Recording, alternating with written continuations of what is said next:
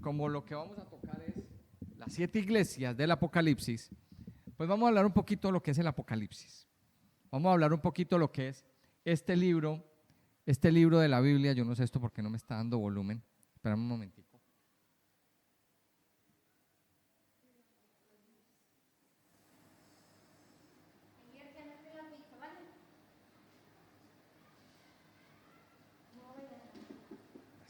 Bueno, hay un libro de la Biblia, ahora sí se está sonando. Hay un libro de la Biblia muy especial, que es el libro del Apocalipsis. Muchos a este libro le tienen miedo. Muchos le tienen miedo. ¿Por qué? ¿Por qué se le tiene miedo al... ¿Cómo? O sea,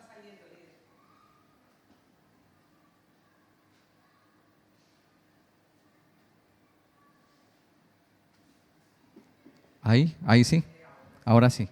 Bueno, muchas personas a este libro del Apocalipsis le tienen miedo. ¿Por qué?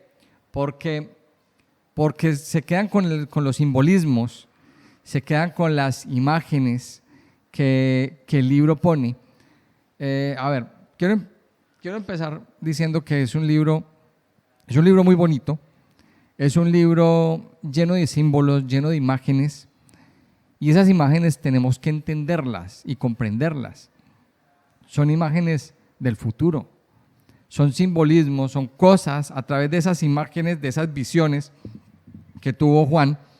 El Señor nos quiso mostrar algo, nos quiso mostrar cosas del futuro, y tenemos que aprender a entender que eso tiene un significado, que es lo que ha pasado con mucha gente que ha pretendido entender el Apocalipsis de manera literal.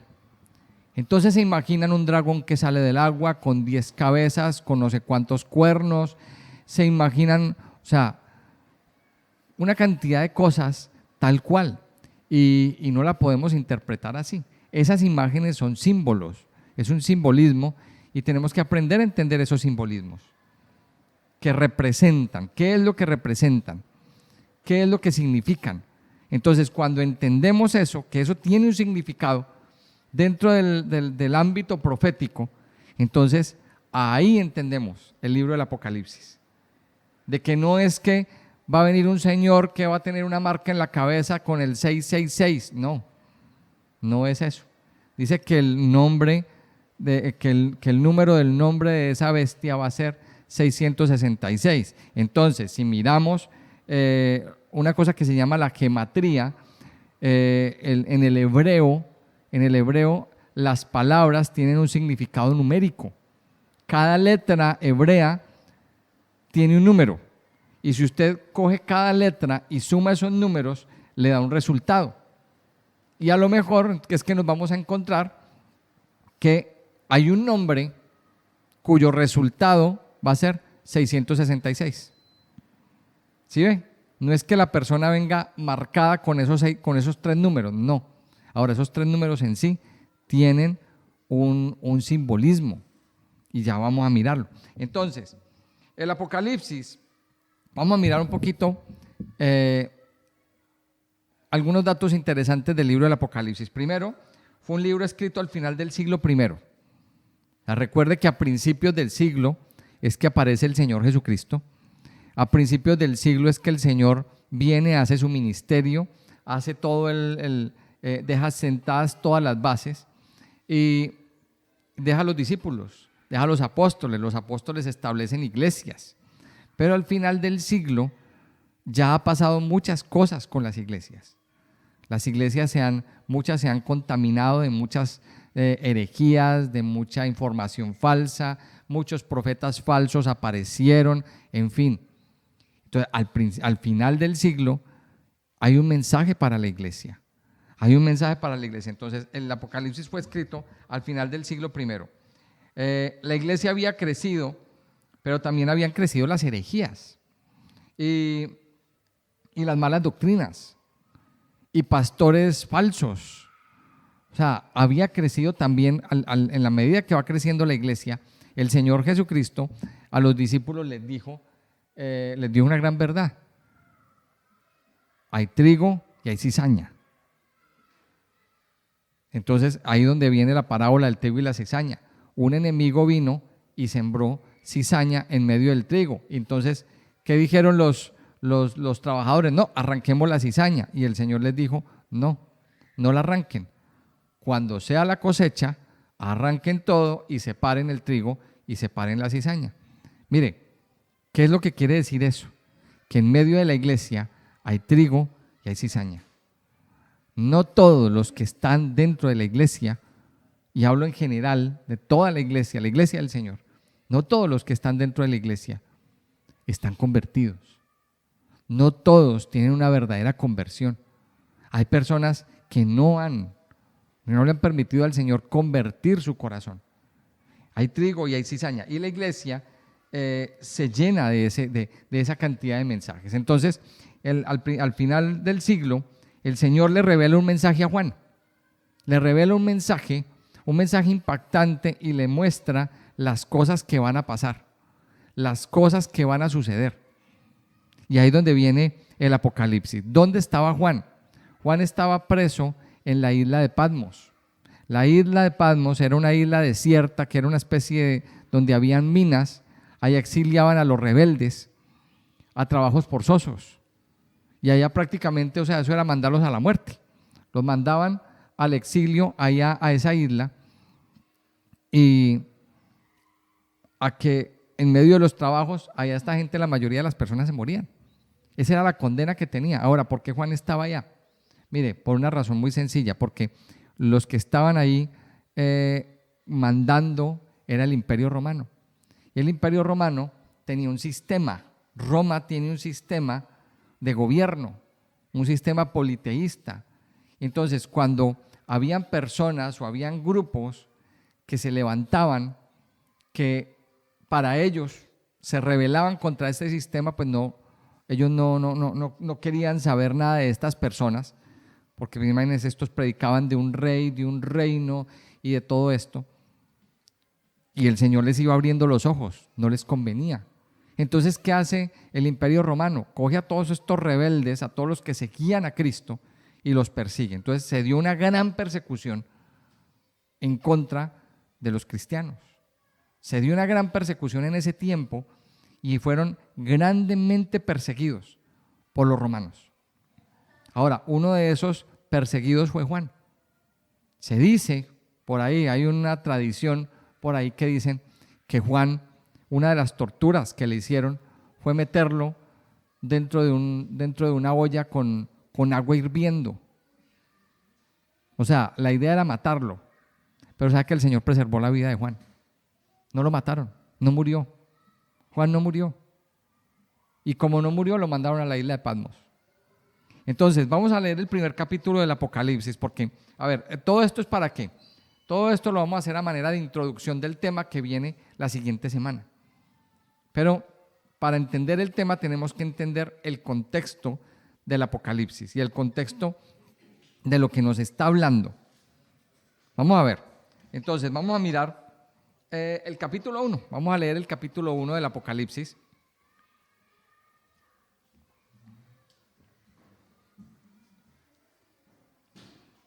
Me mojé. Bueno, vamos a mirar el capítulo 1 del Apocalipsis, lo vamos a leer.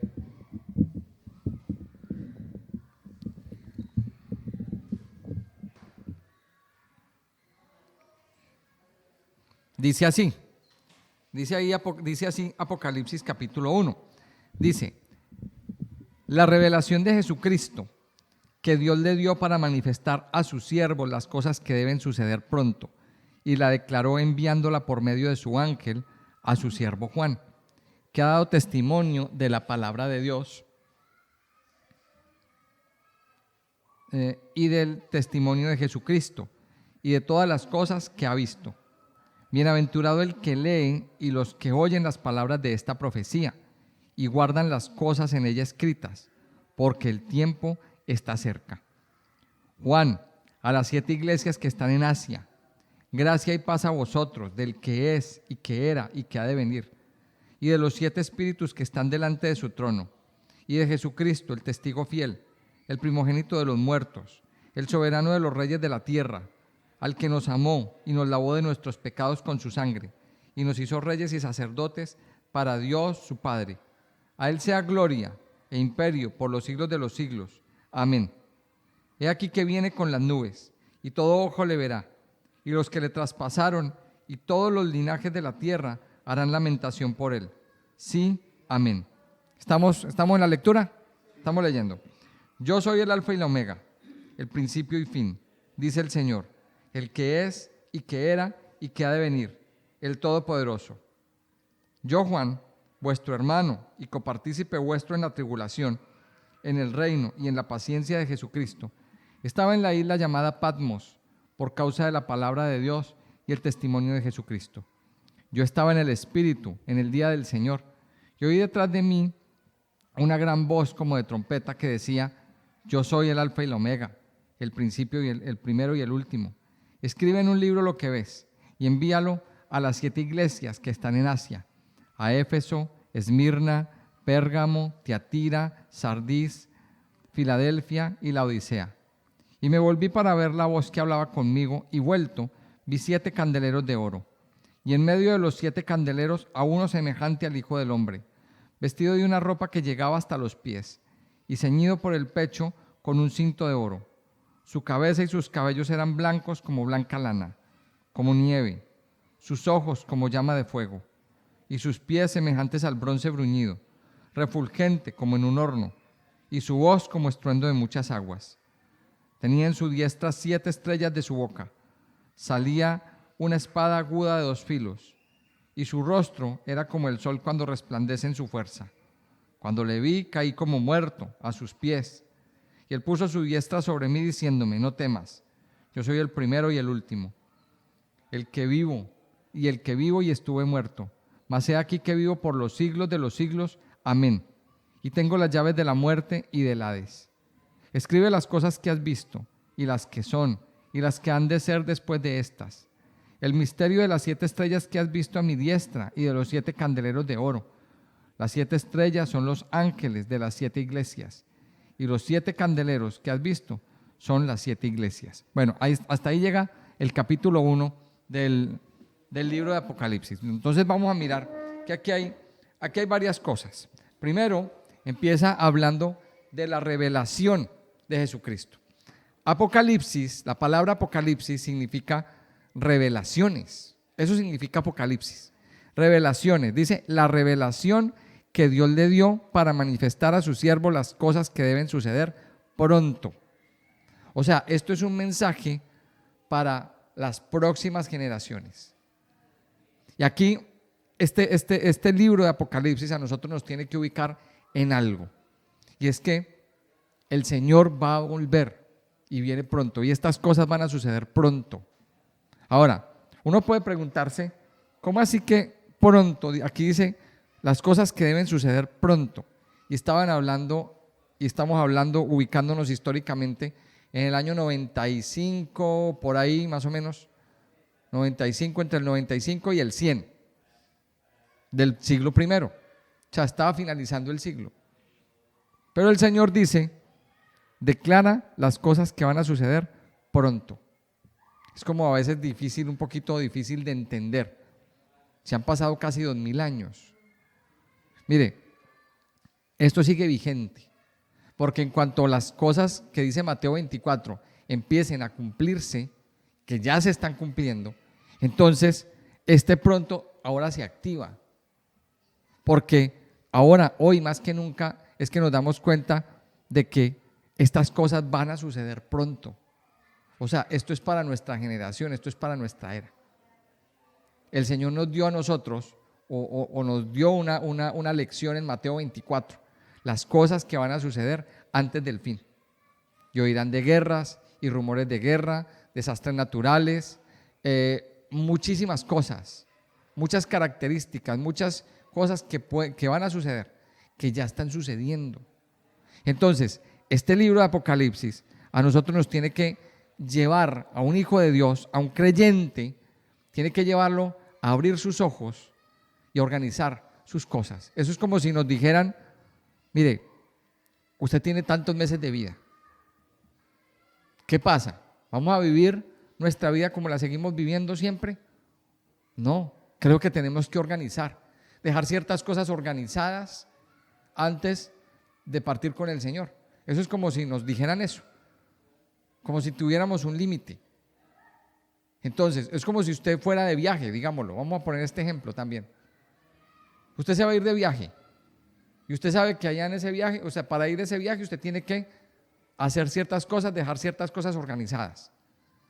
Usted no puede irse así ni más porque sí y dejando todo ahí, a la deriva. No, usted tiene que dejar cosas organizadas, tiene que dejar instrucciones, tiene que dejar todo arreglado para que cuando usted se viaje tenga las cosas en orden y no se despelote todo. Mire, el Señor a nosotros también nos está diciendo, estas cosas van a suceder pronto. Y al avanzar en el libro del Apocalipsis nos vamos a ir viendo las cosas que van a suceder. A través de símbolos, a través de muchas cosas. Pero ¿a qué nos tiene que llevar este libro? A organizar, a tomar una decisión.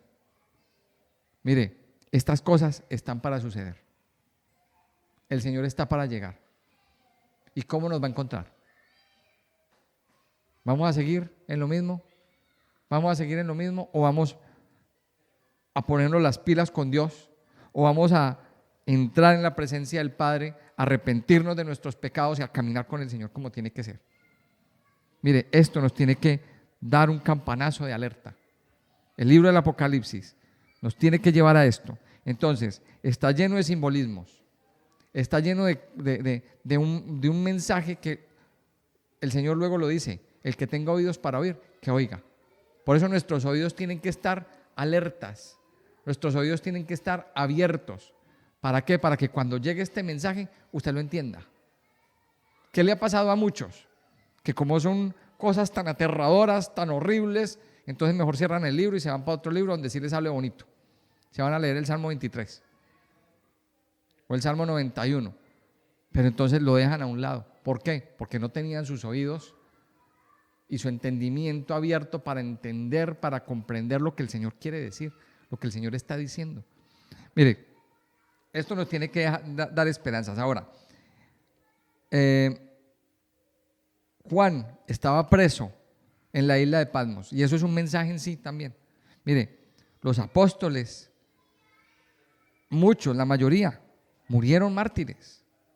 ¿Pero por qué murieron mártires? ¿Por qué Juan estaba preso? Porque Juan en ningún momento negó su fe. Juan en ningún momento renegó de su creencia en el Señor.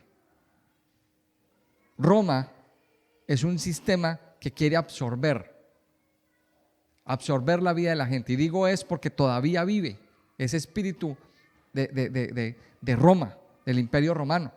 Se transmitió a lo largo de los siglos. Se transmitió a lo largo de los siglos a nuestra cultura occidental. Yo se los he dicho muchas veces, la cultura occidental partió de Roma, salió de Roma. De ahí salió la cultura occidental. Mire que hay una cultura occidental y hay una cultura oriental. O sea, hay dos polos opuestos en el mundo. Eso es como decir la izquierda y la derecha. Bueno, pues hay una cultura occidental y hay una cultura oriental. Si usted mira las culturas orientales, pues nos vamos a encontrar cosas muy comunes con el tema, sobre todo porque por esos lados se ve el tema del Islam y toda esa cultura oriental, la cultura de los chinos, eso es cultura oriental. Pero cuando usted mira para acá, cuando miramos a este lado de la tierra, nos encontramos una cultura occidental, una cultura que piensa de una manera diferente, que piensa. Ahora, ¿de dónde salió esa cultura occidental? De Roma. De ahí salió el derecho romano, los que estudian derecho, el derecho salió de ahí. La democracia salió de Roma, la forma de gobierno salió de Roma. O sea, todo eso salió de allá y eso llegó hasta aquí, hasta nuestras vidas. O sea que nosotros vemos el mundo desde una cultura occidental. O sea, Roma invadió toda nuestra mente, nuestra cultura. Ahora, si a eso le sumamos que en un momento determinado de la historia, la cultura romana se cristianizó. La cultura romana se cristianizó. Entonces, todo eso que manejaba Roma se volvió cristiano.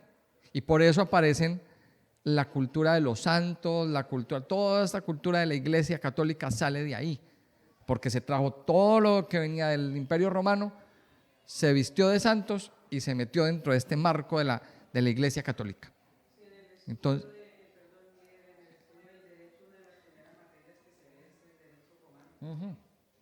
es porque sale de ahí, porque sale de Roma. Entonces miremos que aquí tenemos nosotros que tener el oído bien entendido. Roma nos ha invadido y todavía eso nos quiere invadir a nosotros y nos persigue. Entonces, a aquellos que nos hemos rebelado, digámoslo así, contra ese espíritu romano, entonces Roma empieza a perseguirnos. ¿Por qué? Porque ya no pensamos en esa tónica.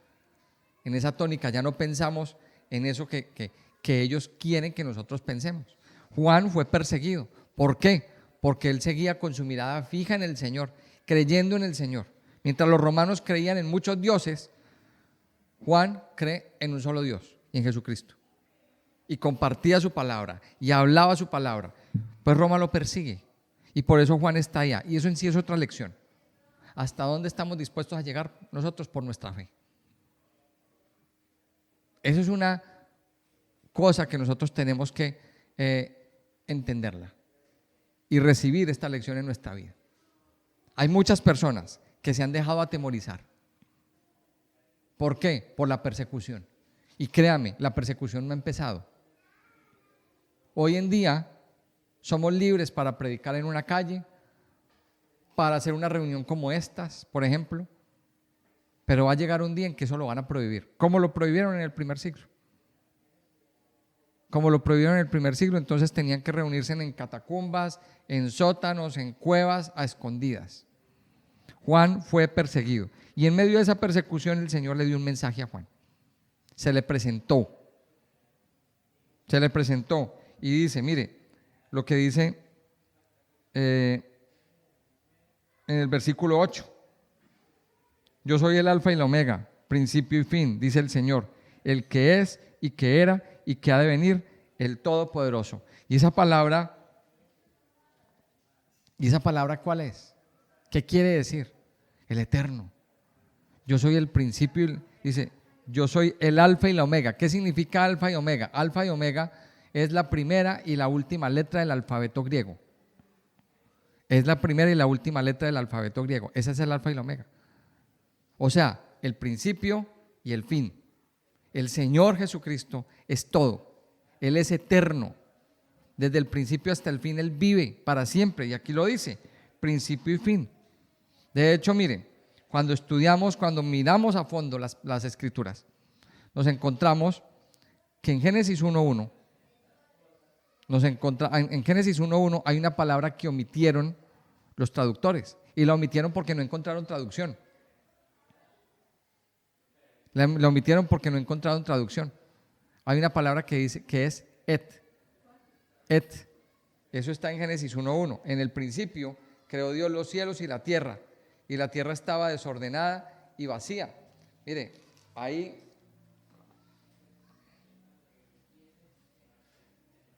esto es Bereshit bara Elohim. Bueno, ahí aparece una palabra que es et, que no está ahí traducida. Que no aparece porque no le encontraron traducción alguna. Entonces no le encontraron traducción, no la pusieron. Y esa palabra et dice, en el principio creó Dios los cielos y la tierra. Por ahí está esa palabra. La palabra et es la primera y la última letra. Ahí está el principio y el fin. Ahí está el principio y el fin. O sea, ese principio y fin está siempre y es Dios. Es Jesucristo, el Todopoderoso, el Eterno. Se le reveló a Juan, se le presentó. Aquí hay otra imagen. Dice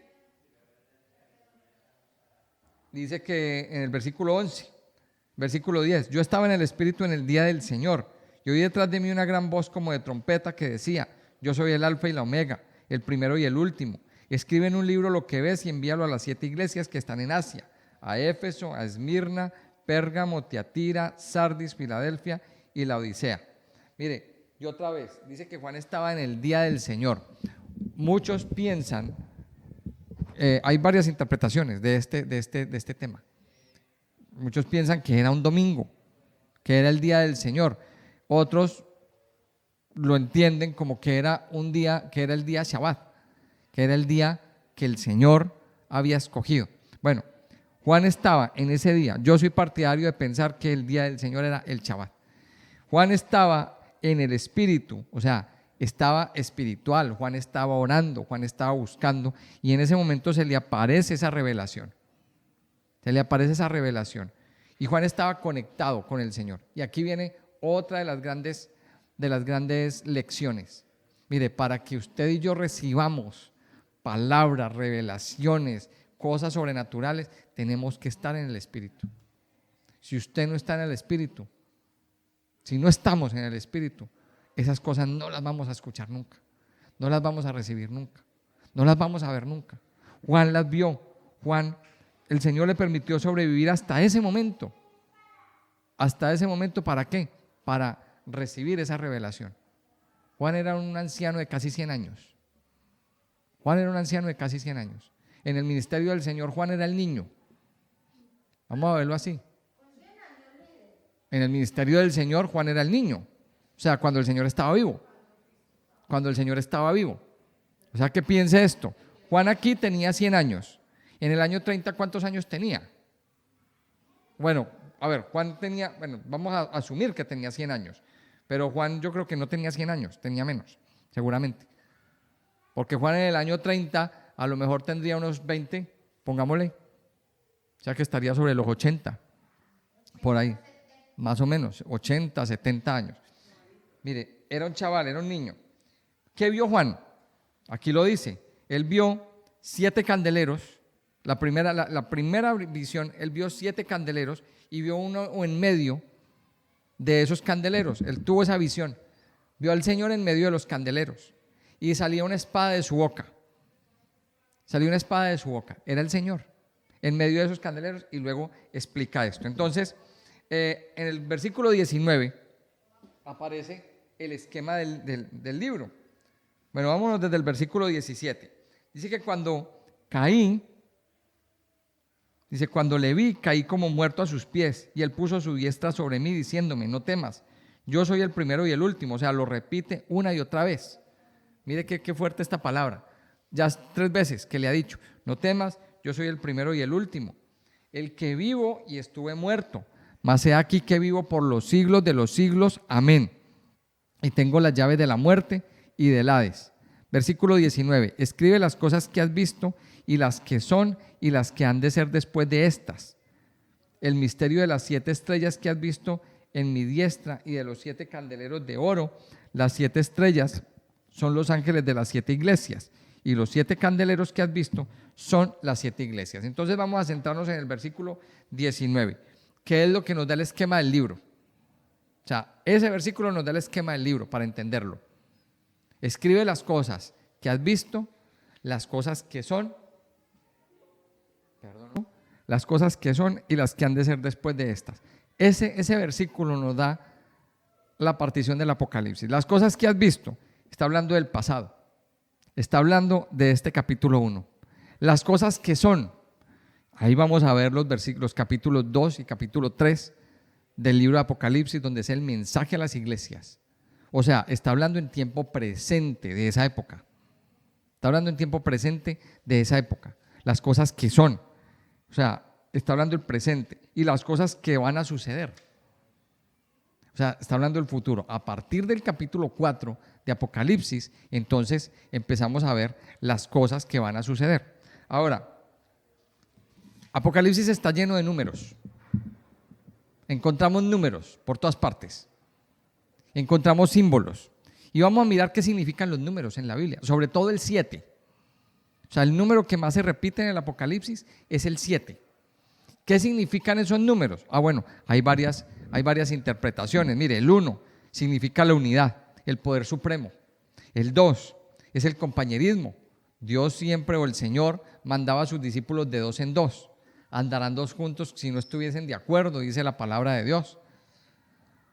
Por boca de 2 o 3 testigos se decidirá todo asunto. Siempre 2. El 2 es el compañerismo. El 3 es la expectativa de algo que está por suceder.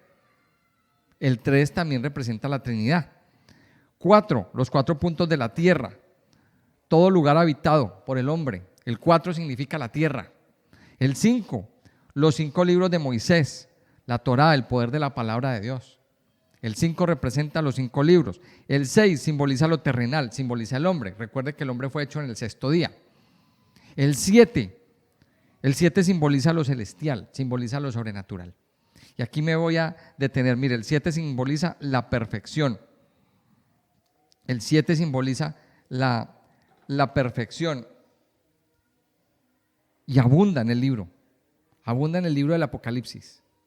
El 7 es el número perfecto, el número indivisible. En el 7º día el Señor descansó. O sea que ese número 7 representa las cosas celestiales, las cosas de Dios. El número 10, por ejemplo, la perfección matemática. Y vamos a ver que hay 10 mandamientos, por ejemplo. La perfección matemática. El número 12 es un número de reino. Representa el reino, representa el gobierno. Los 12 apóstoles, los 12 patriarcas, los 12 hijos de Jacob. Mire, los números tienen una representación. Y aquí aparece el 7. 7 candeleros. Y acuérdese que el candelabro del que está hablando la palabra de Dios, es el candelabro de 7 brazos. Entonces, mire, son 7 candeleros, pero cada candelero son 7 brazos. 6 brazos a un lado, 6 brazos al otro y uno principal, que es de donde se desprende la luz principal, que representa al Señor. Entonces, miremos esto. Los candeleros representan las 7 iglesias. Y hay una cosa bien particular. En el versículo 13, vámonos al versículo 13, dice: y en medio de los 7 candeleros vi a uno semejante al Hijo del Hombre, vestido de una ropa que llegaba hasta los pies y ceñido por el pecho con un cinto de oro. Dice, ¿en medio de qué? De los 7 candeleros. Y más adelante entendemos que los 7 candeleros representan la iglesia. Entonces, ¿eso qué nos quiere decir? Que el Señor está en medio de la iglesia. El Señor está en medio de la iglesia. Ahora vamos a entender aquí una cosa. ¿Por qué el Señor compara la iglesia con los candeleros? Porque la iglesia tiene que ser luz. La iglesia es luz. En Mateo capítulo 5, 14, vosotros sois la luz del mundo. ¿A quién le estaba diciendo esa palabra al Señor? A la iglesia, al cuerpo de Cristo, a nosotros. Nosotros como iglesia tenemos que iluminar. Dice más adelante ahí en Mateo capítulo 5 que una ciudad no se puede esconder, una ciudad que está sentada sobre un monte alto no se puede esconder. Nosotros somos esa ciudad, nosotros somos esa luz que tenemos que iluminar al mundo que está en tinieblas, que está a oscuras. Entonces mire, la comparación, el Señor está en medio de los candeleros. Ahora, hay un mensaje a 7 iglesias. Aquí nos podríamos preguntar, ¿será que el mensaje era solamente para esas 7 iglesias? No, el mensaje es para la iglesia en general. La iglesia es una. Vamos a entender esto. La iglesia universal es una sola. Los que hemos sido redimidos por el Señor, los que hemos creído en el Señor, somos un solo cuerpo. Somos un solo cuerpo. Pero esa iglesia, digamos que ha sido fraccionada, no dividida, fraccionada en familias. Así como el candelero es uno solo e ilumina todo, pero hay 7 luces. ¿Sí ve? Hay 7 luces en el candelero. Y esas 7 luces arman toda una unidad. Entonces la iglesia terrenal, la iglesia de aquí, está compuesta de muchas lucecitas que tenemos que unirnos e iluminar y hacer una gran luz, que es la luz del Señor que está en medio de nosotros, que es el que nos da la fuerza para iluminar al mundo entero. Eso es el misterio de la iglesia. Nosotros somos parte de esa luz, parte de esa luminaria. Pero tenemos que pedirle al Señor que nos recargue. Recuerde que cada una de esas copitas del candelabro cada una de esas copitas del candelabro estaba llena de aceite. Si ese aceite fallaba, si ese aceite se acababa, esa luz no prendía. O sea, se necesita un combustible para que la luz se encienda. ¿Usted tiene combustible? La iglesia Renacer Evangelista tiene combustible suficiente para que no se acabe. Ahí es donde viene el tema. Tenemos que hacer como las vírgenes sensatas, de ir y tener nuestro aceite de reserva siempre para que nuestra luz no se apague. Si la luz de esta iglesia se apaga, y si se apaga la otra, y si se apaga la otra, entonces, ¿quién va a iluminar las tinieblas? ¿Quién va a derrotar las tinieblas? ¿Quién las va a derrotar? Somos nosotros los que tenemos que hacerlo. Entonces, la iglesia es luz. Ahora, la iglesia es llamada la luz del mundo. Las 7 estrellas representan los ángeles de las 7 iglesias.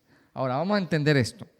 Ángel en la Biblia es, la palabra ángel, según el hebreo, es melech.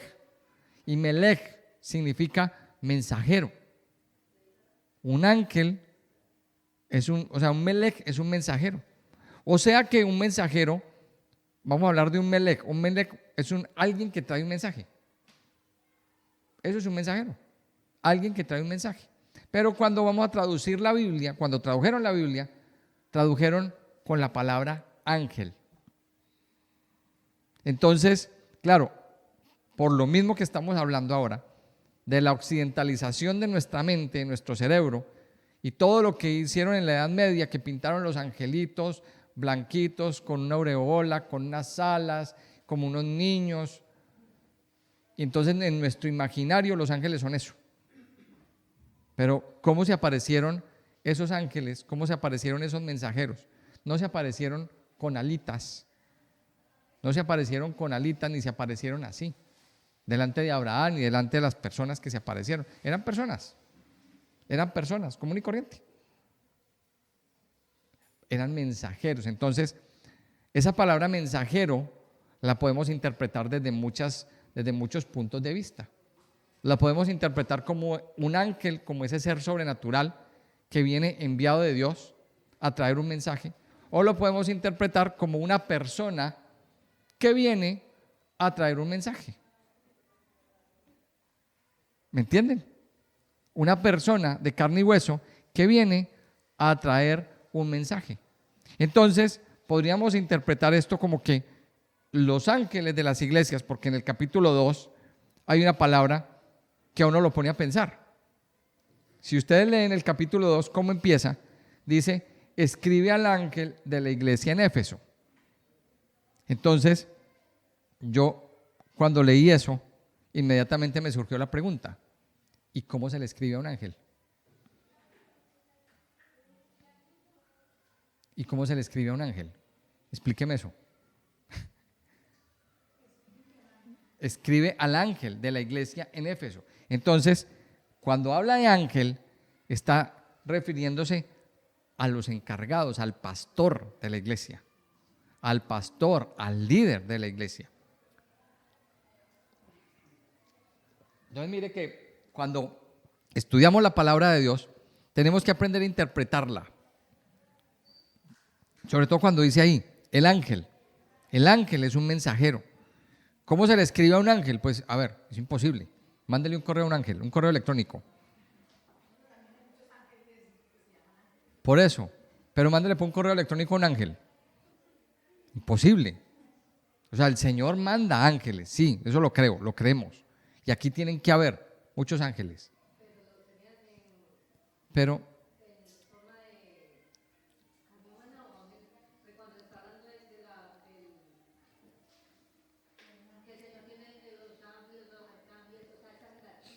esos son seres espirituales.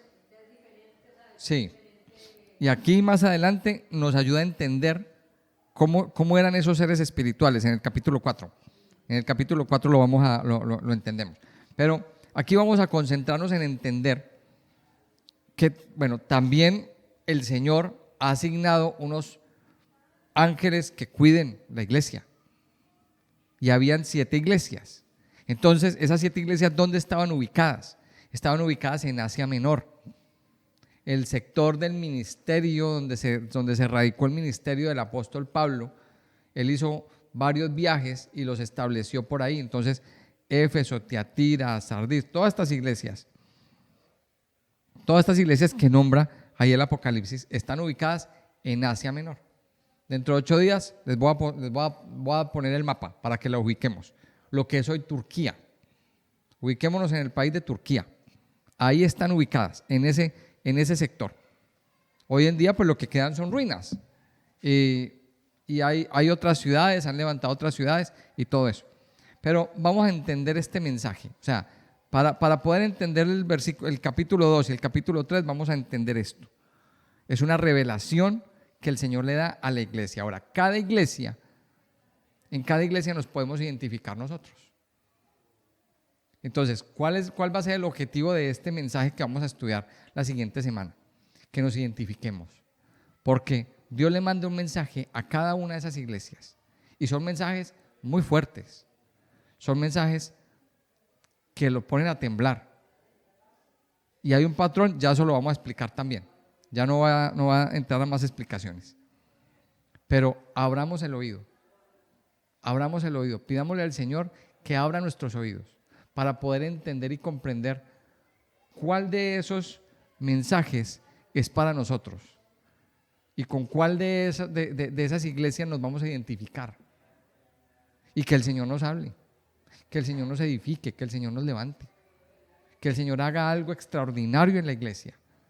Así como, mires, pudimos estudiar el libro de los Efesios, la carta a los Efesios, una cosa extraordinaria. Ya después vamos a estudiar otra carta.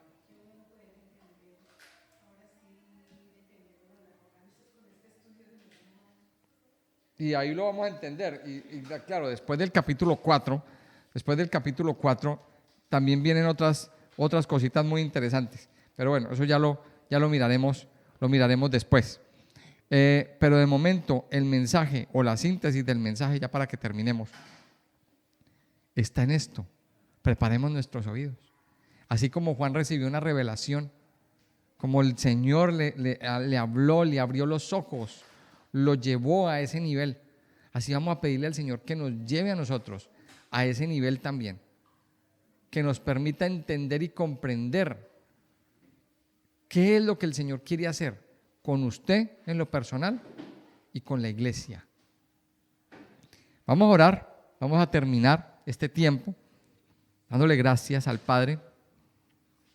Yo les invito a que cerremos nuestros ojos. Padre Santo y Poderoso, te damos muchas gracias por tu amor, por tu bondad, por tu fidelidad, Señor, por tu misericordia. Tus misericordias que son nuevas cada mañana, Señor, que nos llenan, que nos muestran, Señor, tu gran amor, tu gran fidelidad, tu gran misericordia.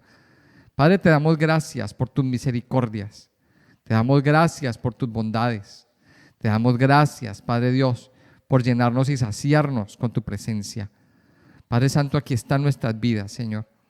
Hoy venimos ante ti y nos presentamos. Reconocemos que tú eres santo, que tú eres grande, que tú eres poderoso, que tú eres eterno. Que no hay nadie más como tú, Señor. Que tú eres el alfa y el omega, el principio y el fin, el que tiene todo el poder, el que vive por los siglos, el que estuvo muerto y ha vivido por los siglos. Eres tú, Señor. Y hoy sometemos nuestras vidas a ti. Hoy sometemos nuestros corazones a ti, Señor. Padre, al igual que Juan, nosotros hemos sido tocados por tu presencia. Hemos sido tocados por tu amor. Hemos sido tocados por tu gracia. Hoy te pedimos, Señor, que cada día abran nuestros ojos, que abran nuestros oídos espirituales para poder ver, oír y entender lo que tú tienes para cada uno de nosotros, amado Padre. Padre Santo y Poderoso, necesitamos de ti. Quita hoy, Señor, toda ceguera espiritual. Quita toda sordera espiritual. Quita toda mancha de pecado que impide que tu presencia llegue a nuestras vidas, Señor. Que tu presencia llegue a nuestros corazones. Padre Santo y Poderoso, hoy nos consagramos a ti. Permítenos estar en el Espíritu, viviendo en el Espíritu, caminando en el Espíritu, no satisfaciendo las obras de la carne, no cediendo a las tentaciones, Señor, no mirando lo que no debemos. Permítenos, Señor, cada día vivir en el Espíritu. Y cuando tú quieras, Señor, cuando sea tu voluntad, abre nuestros ojos, abre nuestros oídos, abre nuestro entendimiento, Señor, para ver, para oír y para entender lo que tú quieres que nosotros entendamos. Padre Santo, gracias, gracias, Todopoderoso, por este mensaje que tú le vas a dar a la iglesia, Señor. Permítenos hoy, Señor, estar preparados para lo que tú tienes para nosotros. Háblanos, Señor, habla nuestras vidas, habla nuestros corazones, habla, Señor, a todo nuestro ser. Padre Santo, te necesitamos ahora, necesitamos de ti, necesitamos beber de tu manantial, beber del agua de la vida, Señor, y saciarnos de ella, saciarnos de tu alimento, del alimento que tú tienes para nosotros, Señor. Yo te alabo, Padre, y te bendigo en este día, Señor, en el nombre precioso y poderoso de Cristo Jesús. Amén y amén. Amén.